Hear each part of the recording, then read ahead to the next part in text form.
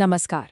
कभी सोचा है कि कैसे चंद कॉलोनियों का एक छोटा सा समूह देखते ही देखते दुनिया की सबसे बड़ी महाशक्ति बन गया? चलिए, आज हम संयुक्त राज्य अमेरिका के इसी असाधारण सफर को समझते हैं। तो सवाल यही है कि आखिर ये हुआ कैसे?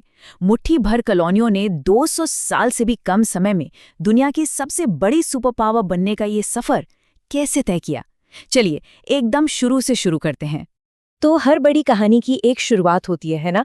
अमेरिका के लिए ये शुरुआत हुई एक क्रांति की चिंगारी से, एक ऐसी चिंगारी जिसने कुछ बस्तियों को एक पूरे देश में बदल दिया। कहानी शुरू होती है 1607 में, जब जेम्स टाउन की स्थापना हुई। इसके बाद धीरे धीरे अटलांटिक के किनारे 13 ब्रिटिश कॉलोनियां बस गई।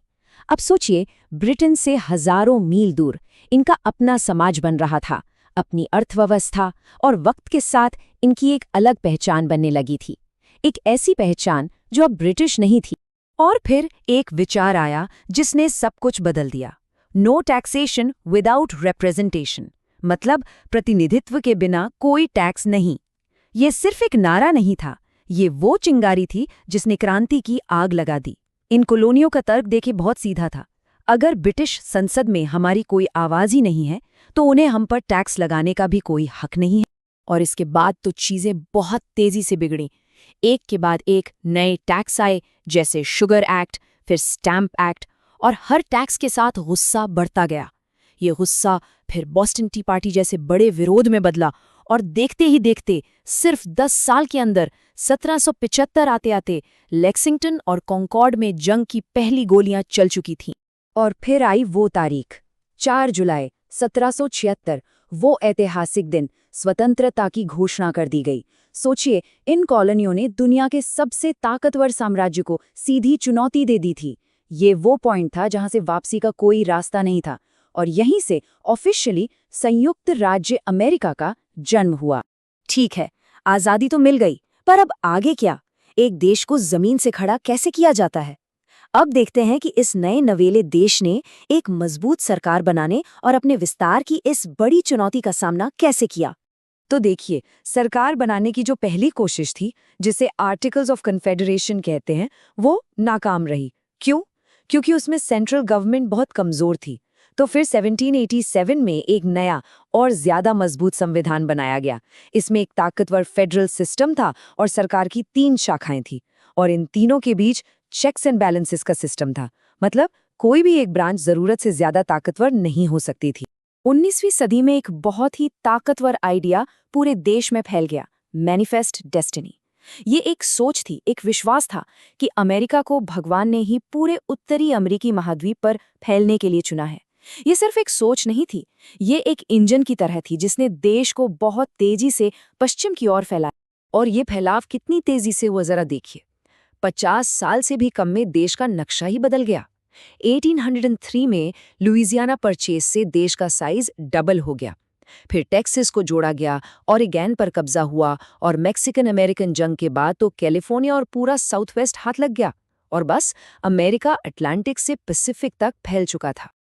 लेकिन इस तेजी से बढ़ते देश के अंदर एक बहुत गहरा मतभेद पनप रहा था, एक ऐसा टकराव जो जल्द ही इस देश को तोड़ने वाला था।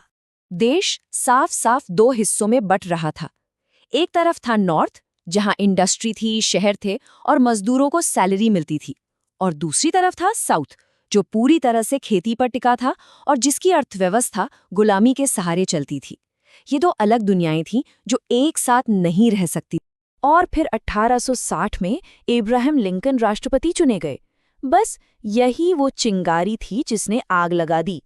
लिंकन गुलामी को नए इलाकों में फैलने से रोकना चाहते थे। साउथ के राज्यों को लगा कि ये तो उनके पूरे सिस्टम पर सीधा हमला है। इसी डर से 11 दक्षिणी राज्यों ने देश से अलग होने का ऐलान कर दिया और अपनी अलग कन्फेडरेसी बना ली। इसके बाद जो सिविल वॉर हुई, वो अमेरिका के इतिहास की सबसे खूनी जंग थी। इसमें 6,20,000 से ज्यादा सैनिक मारे गए। सोचिए, इतनी बड़ी कीमत चुकाई गई, और इस कीमत ने देश को हमेशा के लिए बदल कर रख दिया। ये जंग बहुत विनाशकारी थी, इसमें कोई शक नहीं। लेकिन इसकी राख से एक नया अमेरिका पैदा हुआ, नॉर्थ की जीत ने न सिर्फ देश को एक रखा, बल्कि 13th संविधान संशोधन के जरिए गुलामी को भी हमेशा हमेशा के लिए खत्म कर दिया और साथ ही एक ज्यादा मजबूत सेंट्रल गवर्नमेंट की नींव रखी। तो अब देश फिर से एक हो चुका था। चलिए अब देखते हैं कि जंग के बाद इस अमेरिका ने खुद को कैसे एक इंडस्ट्रियल पावर हाउस में बदला और अपनी सरहदों के बाहर देखना शुरू किया। 19वीं सदी के आखिर के दौर को द गिल्डेड एज कहा जाता है। मतलब ऊपर से सब सोने जैसा चमक रहा था, पर अंदर समस्याएं भी थीं। इसी दौर में अमेरिका की इकोनॉमी ने रॉकेट की तरह उड़ान भरी। नए नए इन्वेंशंस, पूरे देश में फैला रेल का जाल और यूरोप से आए करोड़ों प्रवासियों की मेहनत ने अमेरिका को दुनिया की नंबर 1 इंडस्ट्रियल इकोनॉमी बना दिया। फिर आया 1898 का स्पेनिश अमेरिकन वॉर, जो एक बहुत बड़ा टर्निंग पॉइंट था। यूएसएस मेन नाम के जहाज में एक धमाके के बाद ये जंग शुरू हुई और इसी के साथ अमेरिका पहली बार एक साम्राज्यवादी ताकत के तौर पर दुनिया के सामने आया। पुएर्टो रिको, ग्वाम और फिलीपींस पर कब्जा करके अमेरिका ने साफ कर दिया कि अब वो सिर्फ अपने महाद्वीप तक सीमित नहीं रहेगा।